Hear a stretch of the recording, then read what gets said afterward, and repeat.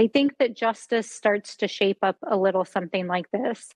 Many of the survivors don't know why the crimes that they reported to the police never went anywhere. And so Mm. they want to understand why why did nothing ever come of the reporting of their own crimes? What happened to their sworn statements? What did the FBI investigate? Why did their crimes never get included in any kind of prosecutorial arrangement?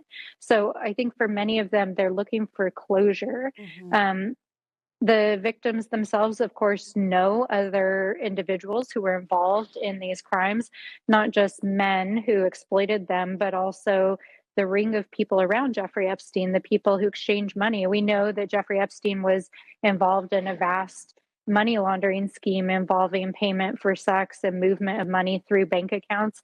Tonight, we announced that we are doing a bipartisan subpoena of Jeffrey Epstein's bank accounts through two banks.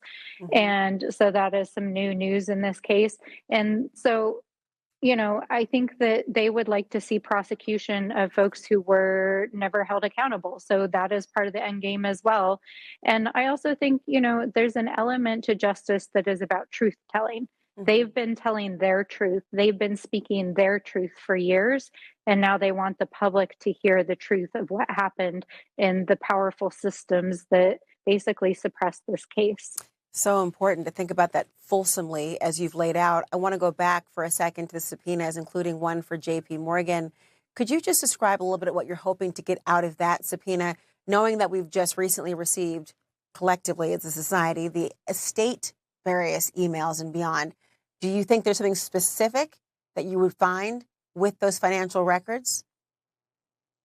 Yeah, well, there's some excellent reporting from the New York Times that came out a few weeks ago in which Hmm. they had interviewed a number of individuals at JP Morgan. And there were people at JP Morgan that knew that Epstein was potentially money laundering and had very unusual and circumspect financial arrangements happening, but he was clearly making the bank a lot of money and bringing in big clients for them. And so they look the other way. And we know that after he died, JP Morgan transmitted a bunch of files to the Treasury Department, essentially reporting irregular financial transactions pursuant to the law.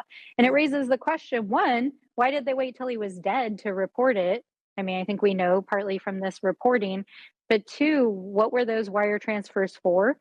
Who was involved? And when you look at the bank records that the estate has sent over, I mean, the last tranche that we received is really in some ways part of what took Prince Andrew down, because there was a financial transaction that was highlighted in those files that actually named Prince Andrew. And I have to say, if you look at the files that we got last week, Donald Trump's name also appears in financial transactions in Jeffrey Epstein's bank accounts. And so I think part of what we want to know is what was the nature of those.